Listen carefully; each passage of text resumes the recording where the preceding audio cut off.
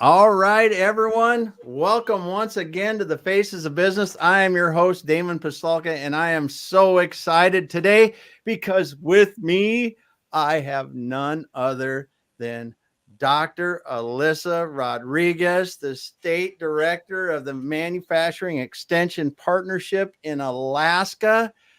Dr. Alyssa, thanks for being here today. Thank you for having me. I'm really excited about this. Thank you. Oh my goodness, am I?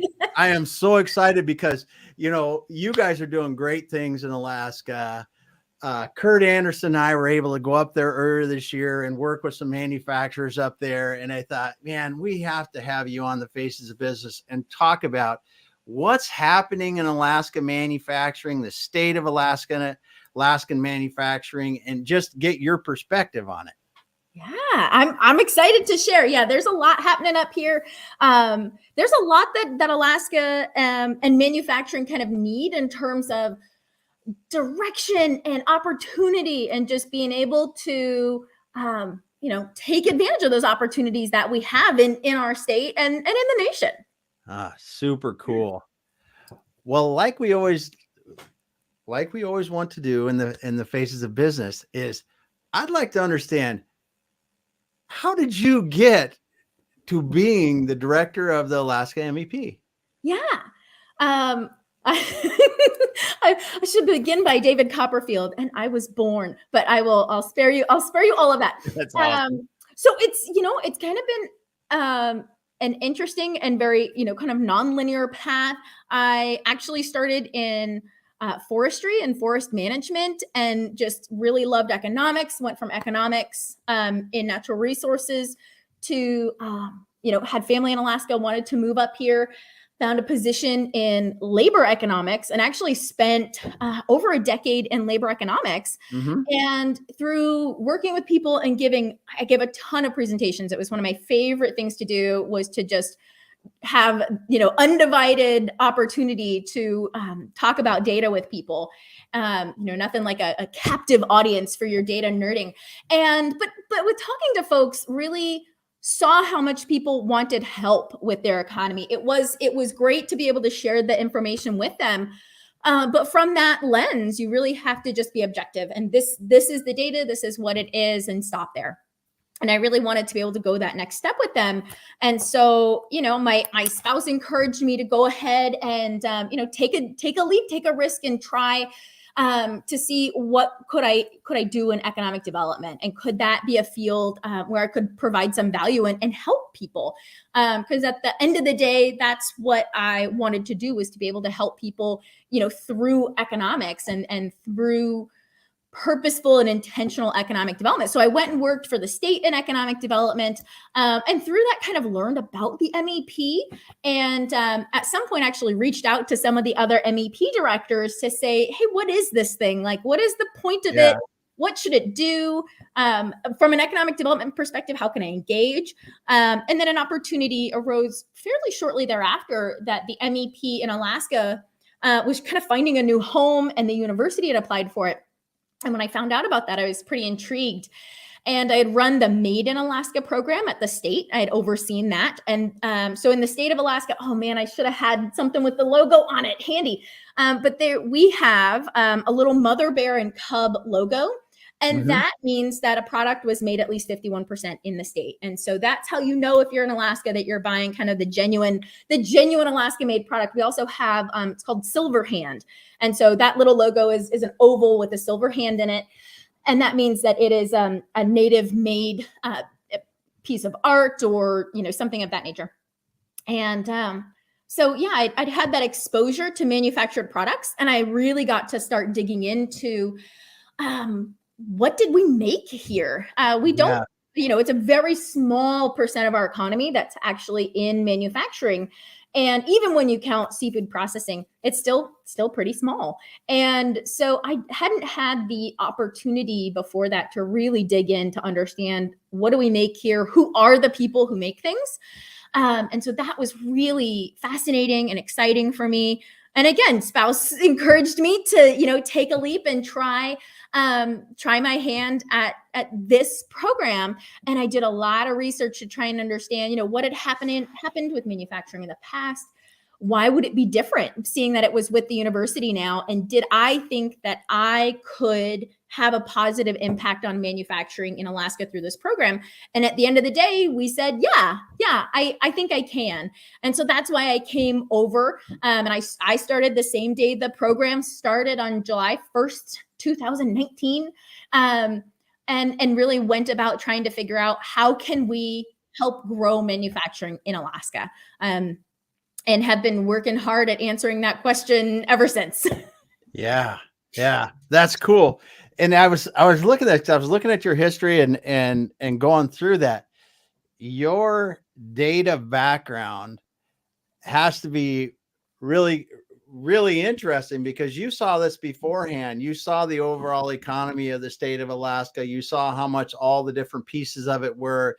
You saw how manufacturing fit into the overall. And then your forestry background, I mean, that's massive in the Alaska.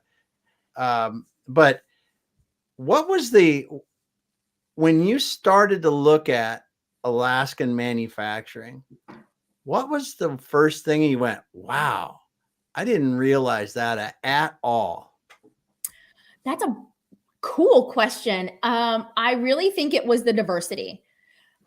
Just looking at the diversity of products that were made here really just kind of blew me away. And it's one of those, I forget the phenomenon, red car phenomenon or something, where you buy a red car, now all you see. It was the same thing. And Talisa was like, you got to stop this, because everywhere we would go, I'm like, hey, look, it's made here. Hey, look, it's made here. And so, yeah, as soon as I started looking into it, just the diversity, and I had written an article about it when I was in labor economics. I wrote the article on other manufacturing, everything that's non-seafood.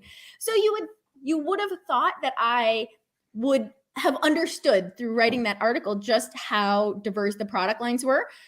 But when you look at something through those North American industrial classification codes, it's very different than, just going to a shelf or sifting through permit data that says this is the product that I make. Everything that's a beverage is going to be classified under that NAICS code. But once you start digging into it, you're like, oh, okay. So we've got coffee, we've got tea, we've got vodka, we've got beer, we've got kombucha, we've got mead. All of a sudden you're like, wow, it's not just beverages. You really kind of open the door to all this diversity. And the same was true when you looked into clothing and when you started looking into non-mineral, what is it? Non-mineral mining products or something. Yeah. It's so fascinating as you dig into it to see the diversity that's within even one, NAICS code or SOC code or those sorts of things. So that was one of the most interesting things about kind of being able to dig more into the data. And then you start to meet the people who make it all. And that just makes it so much more fascinating, because now it's not just, wow, that's a really cool product. It's, dang, that's a cool product with a cool person, with a cool story as to how they got here, why they care about it, why it matters to them. And it's like a fractal. Every time you dig into it, you go deeper and deeper and deeper. Yeah, that is so cool. I want to just take a moment here. Jay stopped by, drop a comment. Hello, Jay. Thanks for being here today. I want to let anyone, if you're listening, drop a question in, drop a comment, let us know where you're listening from, because today we're talking to Dr. Alyssa Rodriguez from the Alaska State Manufacturing Extension Partnership. So excited, because this is just, it's so much fun to learn more about the Alaska manufacturing landscape and what you guys are doing to help manufacturers there. So you guys do a lot of training for manufacturers. So before we got on, you talked about a couple of them. Can you just explain some of the kinds of things that you're helping the manufacturers learn more about that in the past, and maybe what you got coming up? Yeah, absolutely. And so much of what we do has a training component. And so it could be really explicitly training. So for example, I want to say in late September, my date scale is squishy, but I believe in late September, we had this amazing sales training by Wesley Greer. And so that is very specific. It was in-depth. It was multiple days where we just poured over, who is your, key consumer, who's your advocate within a business structure, and how do you approach them, the multiple touches that you need when you're trying to attract someone new. It was just so cool. So, and then we actually are wrapping up today a HACCP training. So hazard analysis, critical control point training. So if you're a food manufacturer, if you touch food, in a restaurant, that is something that you need to know, is how to make sure that your product is safe at all points. And so for seafood, you're going to have a different, maybe critical control point than you would with a beverage product and those sorts of things. So understanding where your product or products, where the potential is for them to come unsafe or to become unsafe, and how you're going to control for that, how you're going to make sure you do it right every time. Yeah. And so that training just wrapped up today. We actually had 3 trainings back to back on HACCP. But then so those are our really focused, trainings that are kind of classic training. The other thing we've got coming up is end of January. So January 30th will be the start date. We have an export training, and that's going to take folks, again, it's pretty in-depth. It's going to be once a week, over 10 weeks. That's going to take you deep into the how are you going to export your product? What's the right market for you? Do you need different insurance and how to help you get that? So it's not just, it's doing it with you and a little bit for you. So there's a component of both to really make sure that at the end of those 10 weeks, you know that you can export and you're ready to leap into that journey. So those are the very classic kind of classroom style trainings that we have. But then we have other things that we do that provide training, but they're in kind of a non-traditional format. And that can be something like lean manufacturing, where we have somebody come into your facility. And it might be that you're changing facilities. So you have somebody come see the space before you're all got everything in there and help you lay things out to be as efficient as possible. And there's always that component of, hey, I'm coming in, I'm going to lay your space out for you, I'm going to help you. Or you have an established process. I'm going to analyze your process and see how can it become more efficient. Where are the little bits of waste here and there, whether through time, product, etc.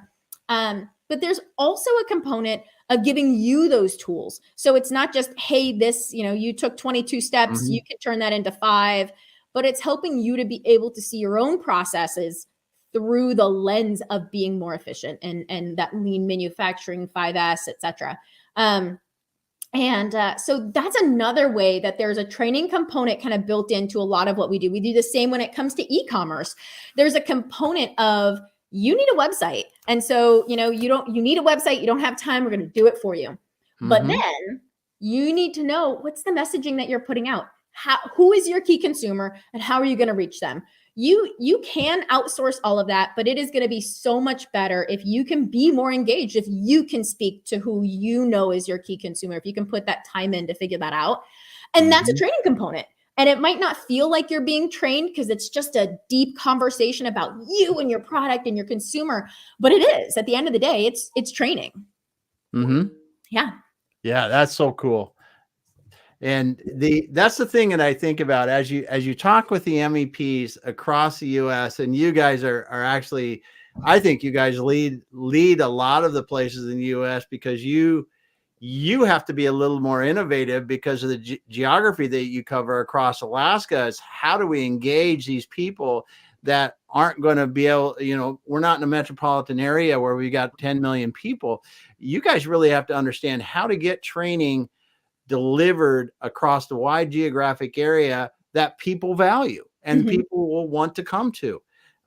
So what have you guys really learned over the years? Because you've been here from the beginning. What are some of the things that you've learned that really have helped you guys do that? So I think one of the things that we learned really quickly was that training that is entirely asynchronous, recorded, etc., falls flat.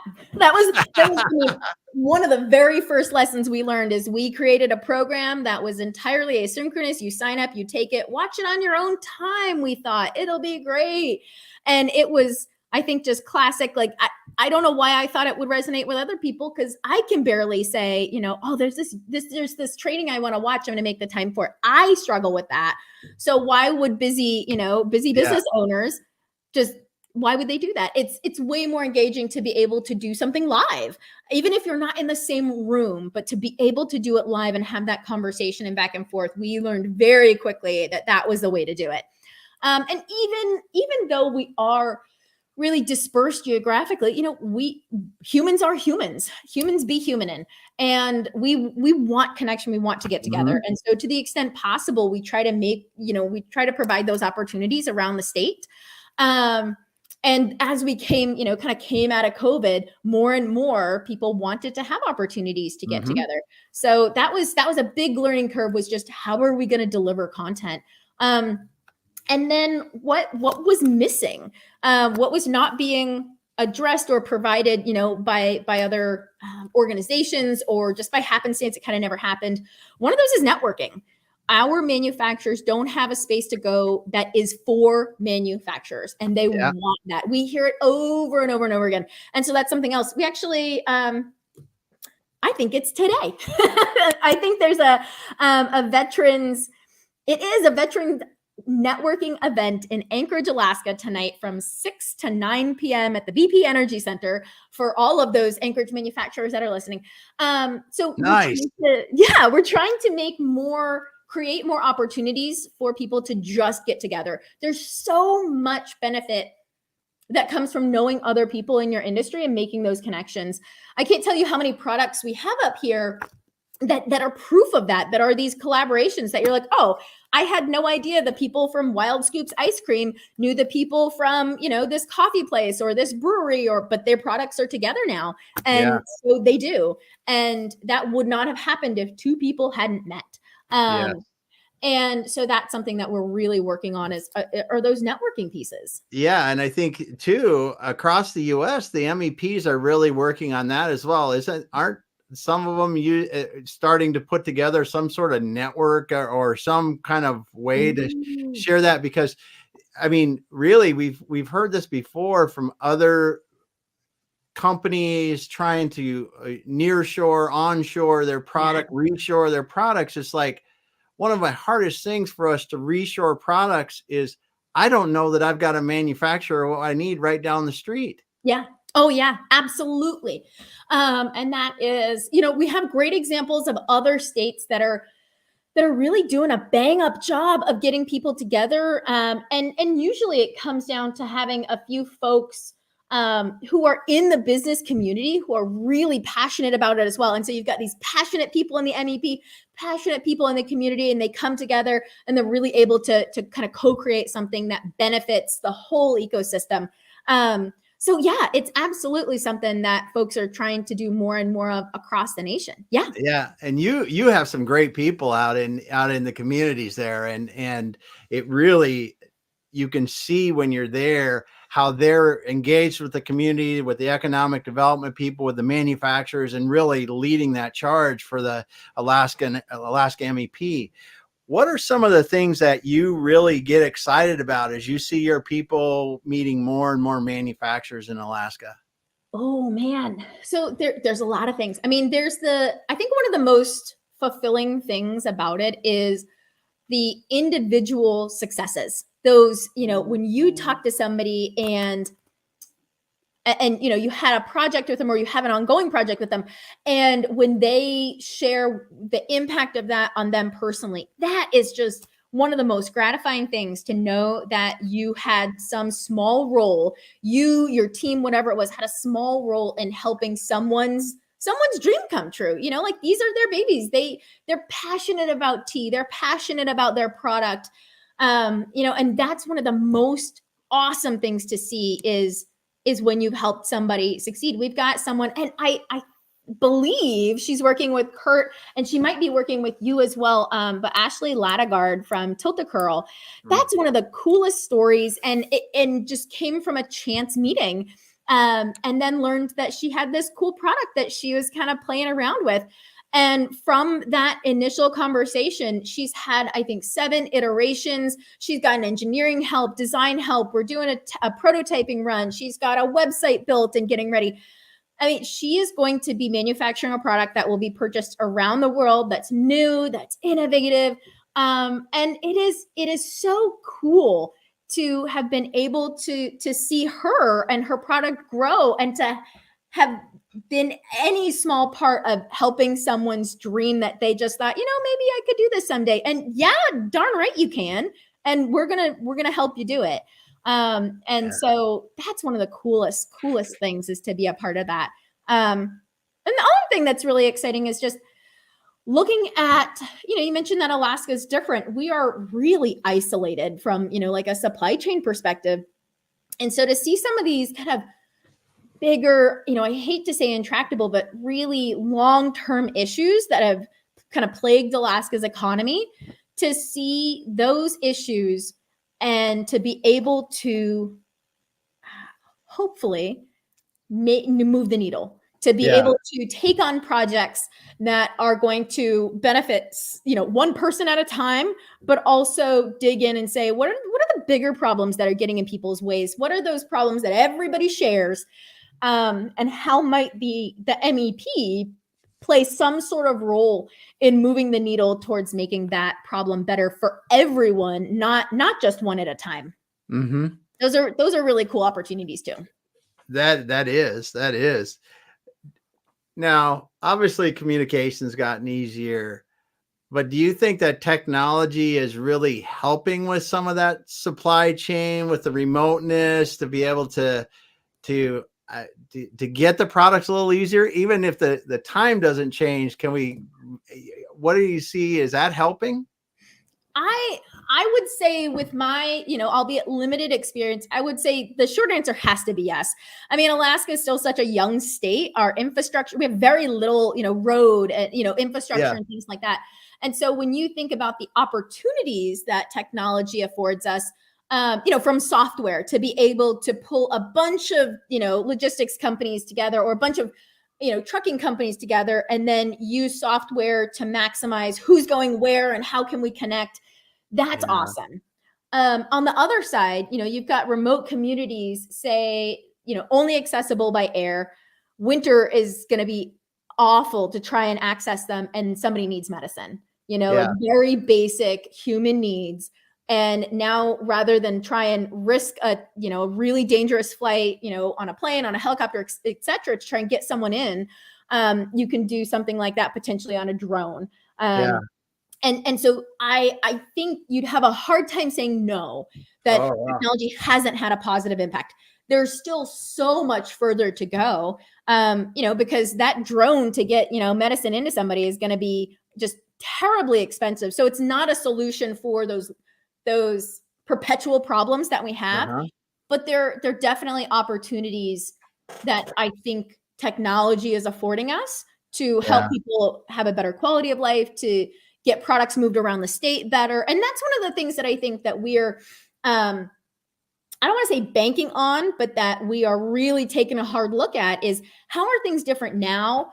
Especially when we think about the supply chain, how are they different now than they used to be? And what role does technology play? Is there a role, for AI to play in something like that, in mapping out, the most effective routes or anything of that nature? What opportunities do we have to make use of all the tools at our disposal?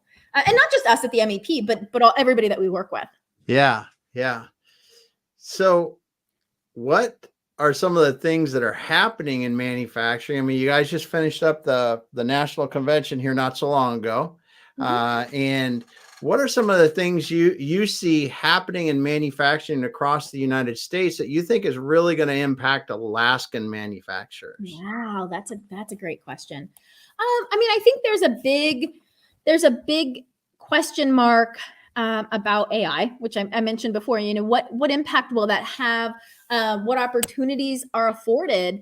Whether it comes to marketing and things like that. Something as simple as ChatGPT, give me a list of marketing ideas for my business for the next 10 months.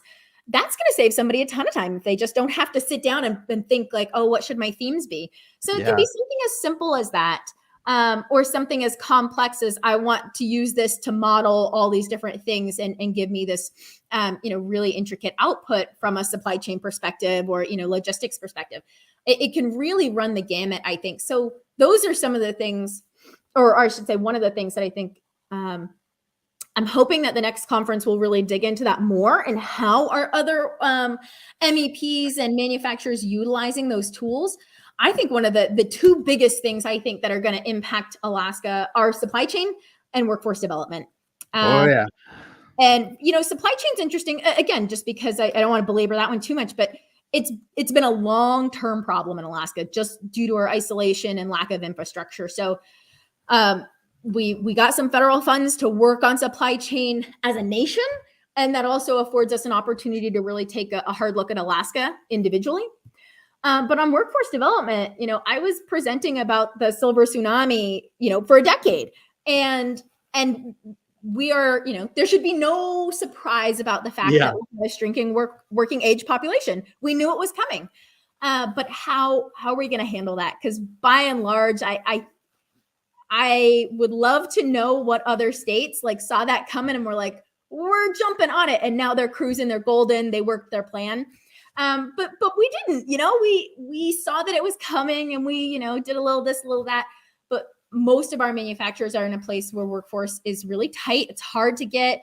How do you cope with turnover and all those things? And so we're working on that, both with specific, one-on-one employers, but then also, how can we make a larger impact? What are those things that all manufacturers need that we can collaborate, maybe it's with the university or with the school district on to try to make sure that the workforce that's coming and that's, entering in those kids, dare I say, that they will have those skills that our manufacturers need. The other thing that I'm really interested in is how can we as a state, as the manufacturing industry, work with underutilized populations that haven't maybe been given a chance to be in the labor force in the way that others have. So whether those are people with, any kind of disability, whether those are formerly incarcerated, there are groups of people that have been very disenfranchised from the labor force. And in many cases, not because they don't want to be engaged, but because maybe they've heard no so many times, or workplaces, aren't making the small accommodations to large accommodations that they might need in order to engage. And so how can we engage those populations in a way that hasn't been done before? Well, because you bring up a great point. I work with a company that here in the Seattle area that helps people with developmentally disabled people. They coach them and help them find employment. And they were telling me that in that segment of our population, there's 75% unemployment. And these are people that want to come to work and do good work every day. And then there's another one here in Seattle, I know, that does hire incarcerated people to come in their workforce, and they're a very big manufacturing company, and these people can come out and they can start working and get technical training and continue to progress through the business and develop very good careers. And this is we don't have options in manufacturing anymore to hire people. I mean, but these are gold mines, because good, loyal people that want to work, that want to grow their skills and their abilities, and really can create great careers for themselves while helping these businesses thrive. Absolutely. And I think that's one of the hard things. I think when we have discussions about workforce is our anecdotal evidence. Everybody's had somebody that they've worked with that's just really been challenging, haven't come to work regularly, it's just kind of pulling teeth. And so I think just tend to label this generation doesn't want to work and those sorts of things. And one of the most hilarious quotes that I found was, gosh, I think it was, now I'm gonna get it wrong. It was either Plato or Socrates, I forget, who had a fantastic quote about how this generation is lazy and doesn't want to work, and they have things so easy. And when I would give presentations, I'd pop up the quote. Everyone would agree that that's this generation, and then I would show that it was actually Socrates. We've always felt that the coming generation has it easy and they're lazy and they don't want to work. And for the most part, that's not true. We approach workforce differently, work-life balance, all these things. So there are differences. I don't mean to say that there aren't, but we need to figure out how to come together. Yeah. And to just say, they're lazy and they don't want to work, it does everyone a disservice. Like, let's figure out how we can work together and engage everybody who wants to be part of the workforce, as opposed to, kind of putting up those walls that say, nope, I'm going to keep doing what I've always done. And if it doesn't work, it's because they're lazy, not because I'm inflexible. Mm-hmm. That's great. That's great. I giggle because it is, you said it's a quote from Socrates. Every generation says it. And it's a challenge for every business right now. And I think that you hit the nail on the head perfectly in saying that we have to learn how to work with everyone to be able to get the people and develop the workforces and the future leaders and people in our organizations we need. Yeah, absolutely. Like this, when you imagine your business, this is your baby. You built it. You're proud of it. You want it to succeed. Wouldn't it be a shame if you inadvertently threw it all away because you just didn't want to work with this generation that we don't understand? It's Apple versus Android. They're both phones. They both work. They're both systems that you can use. But if you're an Android person and you're not willing to use Apple or vice versa, you're limiting yourself. And so, if we can humble ourselves to learn how to work with the coming generation, I think those will be the businesses that really succeed. And the businesses that say, what workforce problem? Like, we have people who want to work for us and they stay and it's all great. That's not really a problem for us. Those are going to be the ones that succeed because they engage on a person-to-person level and are willing to be flexible. Yeah. That's for sure, because it is like you said, it's Apple versus Android. They're both phones. They both do the job. It's just, we just got to figure out how to get them both in the workforce with us. Yeah. So what are some of the things, and I know one of the things that the MEPs do a really good job of is helping manufacturers connect manufacturers to grants or other governmental funding opportunities. What are some of the exciting things that you've seen this last year and some of the things that you see that may be coming up? Yeah.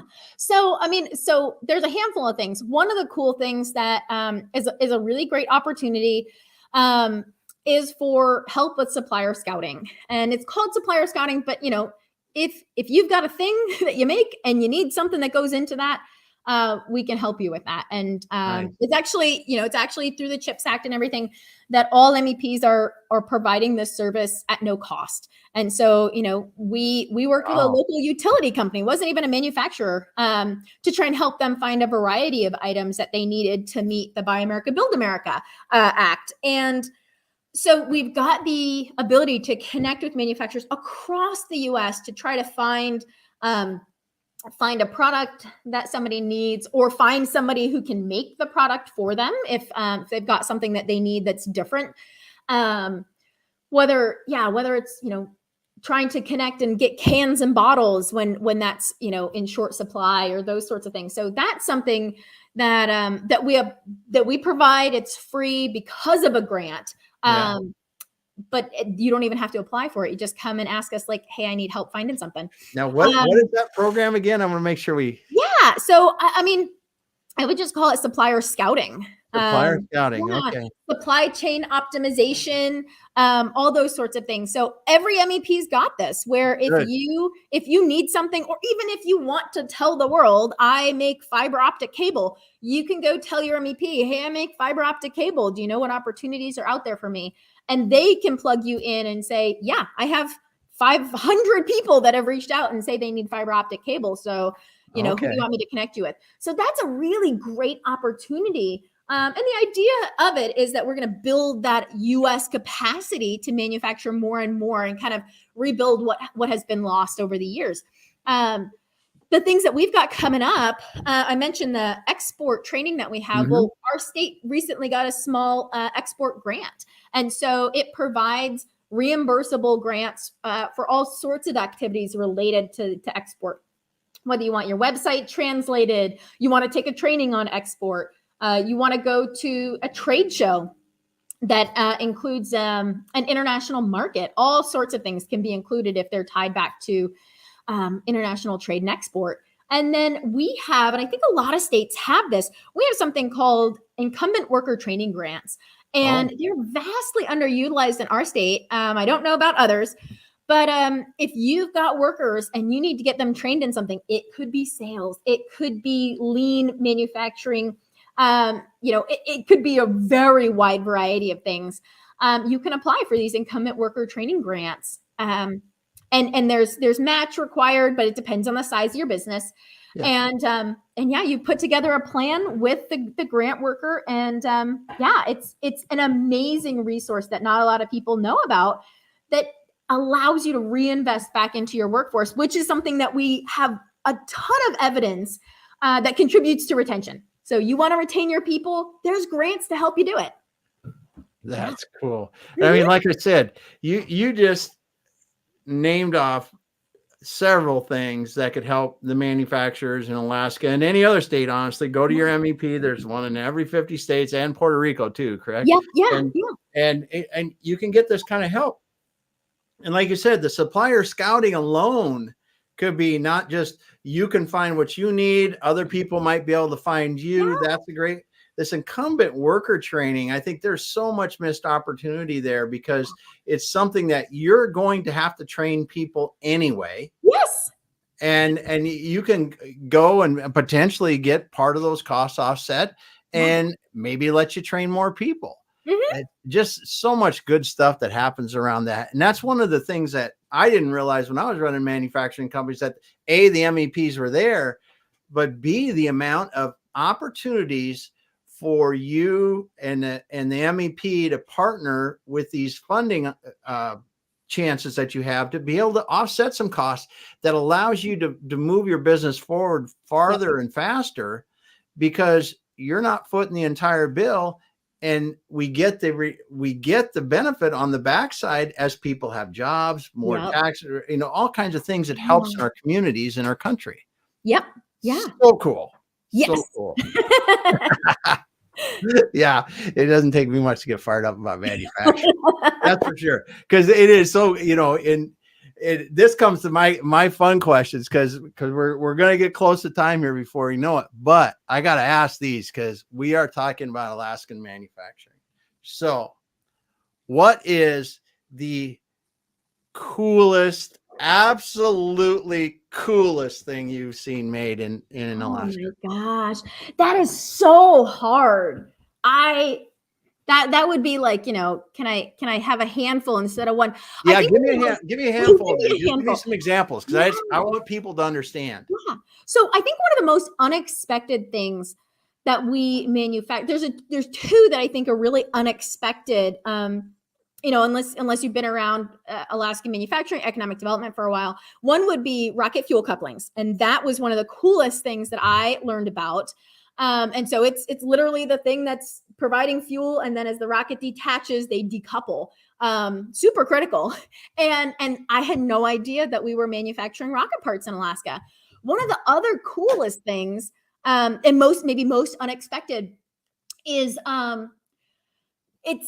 I have heard it described as a Zamboni for aircraft carriers. And so aircraft carriers, I guess their decks are very bumpy.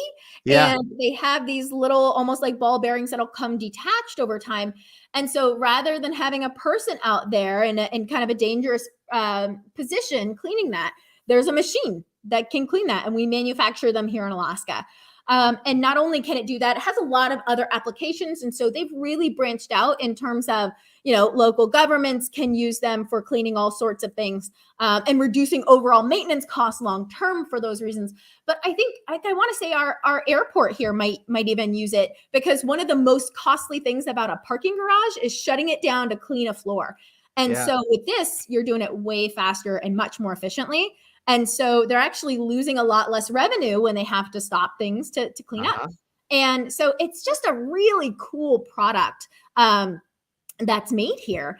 And then, some of my other favorite things, and it's more, I want to say it's probably more the manufacturer than it is the actual product. But, we've got folks who are, I think you met them, Damon, who are making freeze-dried dog treats. Yep. And they're using what would otherwise be waste. Yes. And that's always one of the coolest things when you've got somebody who's using a product that would otherwise be wasted, and they're turning it into this, beautiful $high product, 100% salmon, nothing else in it. Yeah. Dog treat that's made, to human grade standards. If you want to eat it, you can. That's fantastic. It's so cool. And then, we've got people that we're helping with, prototyping new tools for, hair designs and for safety and all sorts of things. You lose somebody, how can you reconnect with them, and tools like that. We've got other folks that are making tea. That was a super cool project. We have a manufacturer in Soldotna, Alaska, where you went. Yeah. And she was looking at getting a piece of equipment. And I think she said the equipment was going to be like $90,000. And we worked with her. We brought somebody in to help find the machine that would meet all her criteria. And they were able to find it for around $30,000, shipped, delivered, everything. So, by having this product, she saved almost $60,000, which is just amazing. And now she showed it to us online. I think it was nice. With Kurt and Sammy last week.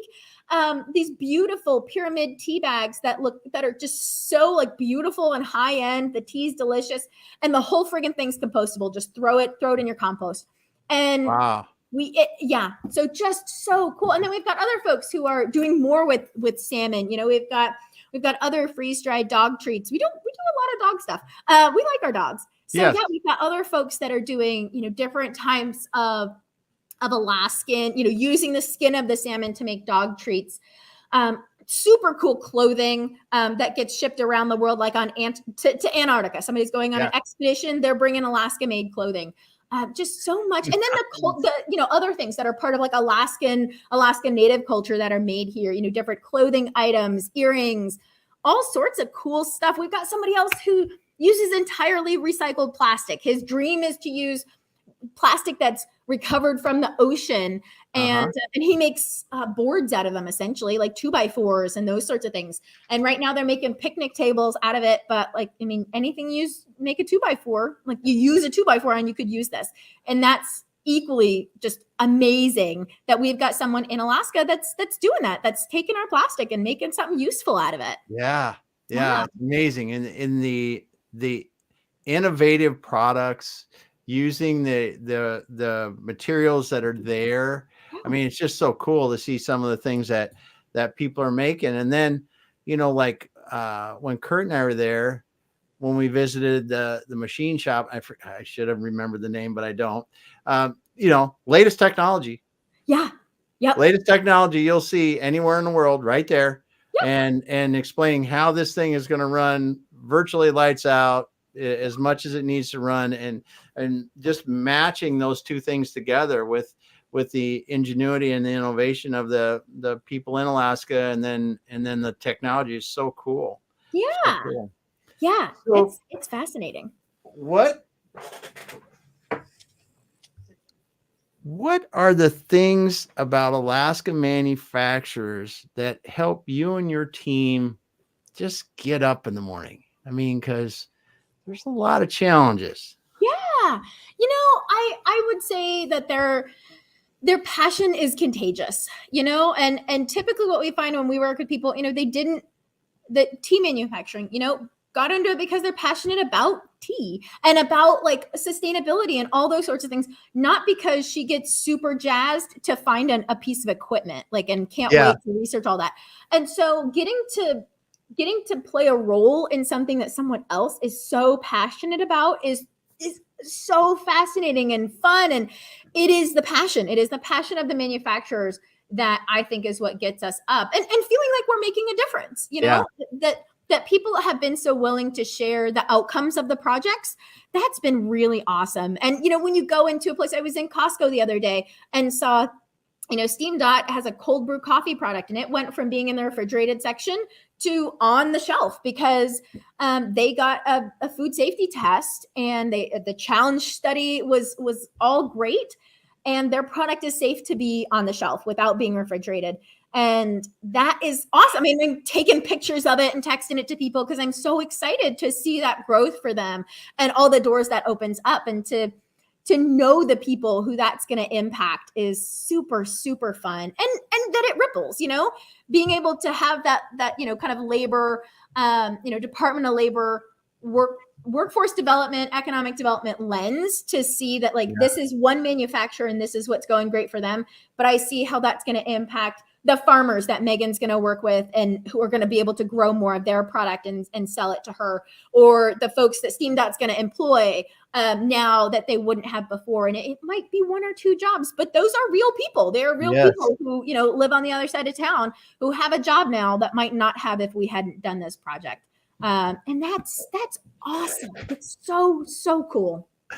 Yeah. Oh yeah. I love talking with you, Dr. Alyssa, because it's the passion comes through. It's infecting. And I can see that when you guys are helping, and just the desire to serve the Alaskan manufacturers and really help them succeed, and just watch the economy grow there.